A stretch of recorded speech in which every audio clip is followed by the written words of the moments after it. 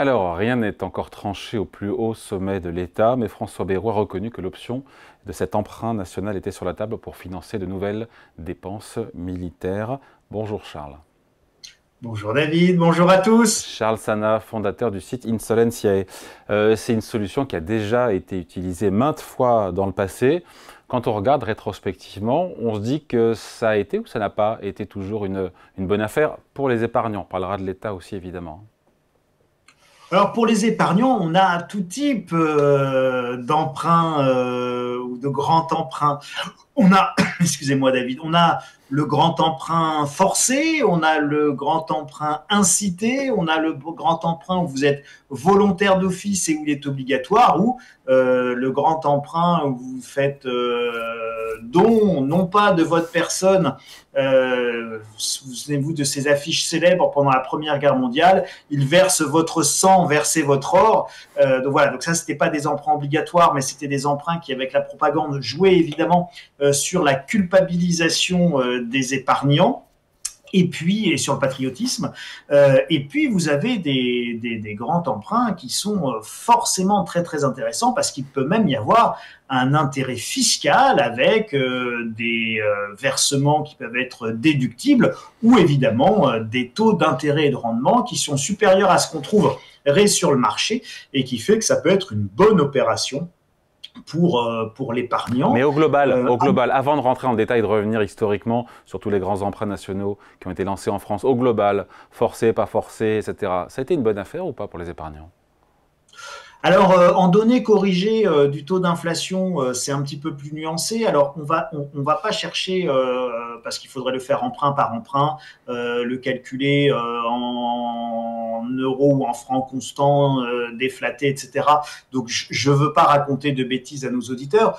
On va simplement, parce que ça, c'est facile de le savoir, aucun emprunt national historiquement relativement récent, donc on va dire de moins d'un siècle, ils ont toujours été honorés, ils ont toujours été remboursés. Donc, aucun épargnant n'a été floué, tous les épargnants ont bien retrouvé leurs sous et l'État a bien remboursé les dettes et les emprunts qu'il avait contractés auprès de ses citoyens. Ça, historiquement, c'est une constante et c'est important de le rappeler dans le contexte délicat qu'est le nôtre. Ouais, après, moi, le seul emprunt national dont je me souvienne, il faut remonter, c'est 1993, c'est l'emprunt Balladur. C'était un succès en tout cas, les Français, ça avait suscité l'engouement des épargnants français à l'époque. Je crois que le rendement, il faut se remettre dans le contexte, était de 6% par an. Le rendement n'était pas mauvais et vous aviez également, David, un taux d'endettement sur PIB qui n'avait rien à voir avec ce qu'il est aujourd'hui et une capacité d'endettement très importante de la France en 1993. Souvenez-vous, c'était les critères de convergence pour aller vers Maastricht et nous étions largement sous les 60% de dette sur PIB. Bon.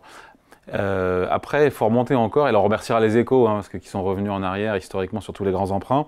On a expérimenté, vous l'évoquiez à demi-mot, l'emprunt forcé. Il faut remonter à 1983, avec encore une fois rémunéré à 10% l'an. Ça paraît beaucoup, il faut se remettre dans le contexte de l'époque, les taux d'intérêt étaient à un niveau beaucoup plus élevé qu'aujourd'hui. Exactement. Bon, bah voilà, c'est les emprunts forcés.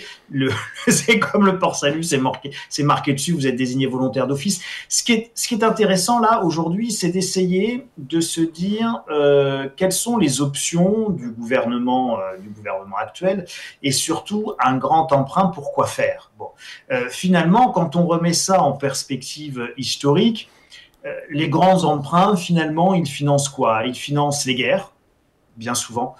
Il finance les reconstructions plus rarement. Et puis, dernière raison, il finance des plans de relance ou des fins de mois difficiles.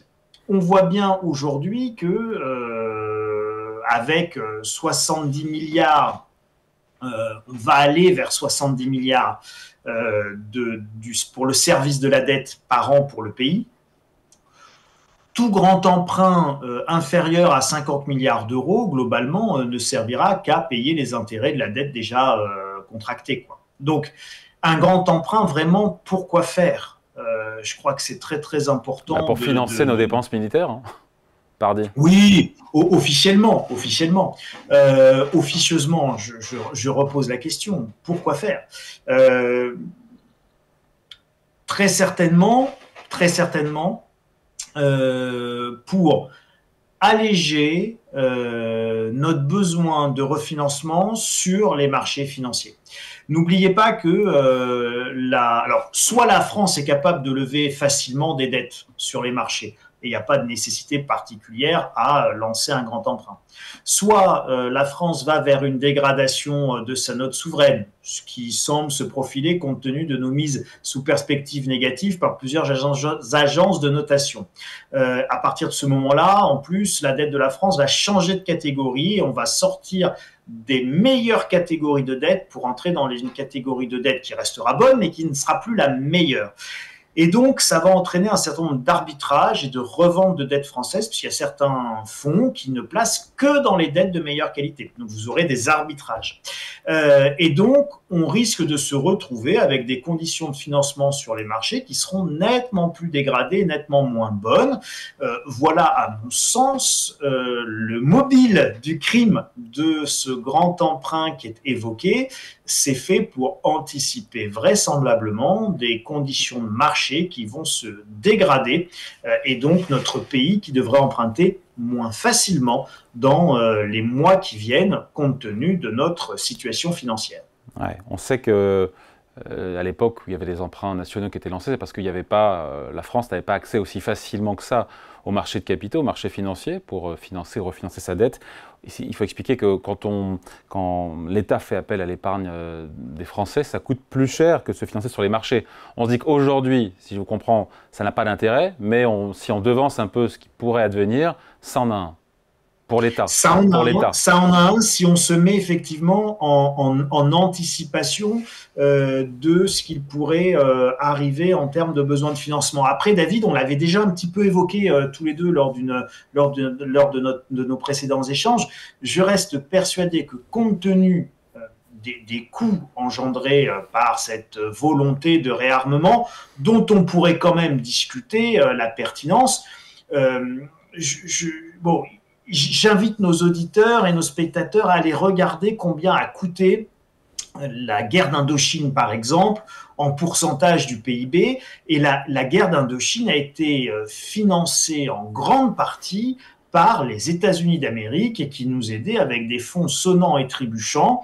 Et il y avait eu un plan au Congrès américain d'aide accepté par le Congrès américain pour financer l'effort français de la guerre d'Indochine, qui était une lutte contre le communisme. Et puis après, la guerre d'Indochine, vous savez qu'elle est devenue évidemment la guerre du Vietnam, et les Américains ont envoyé leurs soldats remplacer les soldats français au Vietnam. Donc ça s'est déjà passé, on était à 7-8% du PIB français pour les dépenses. La France était engagée là militairement avec des soldats, des coûts monstrueux. Quand on parle de 5% du PIB en temps de paix, c'est un effort financier complètement délirant qui ne peut être financé que par la Banque centrale européenne. C'était pour ça que je vous disais qu'on en avait déjà un petit peu parlé.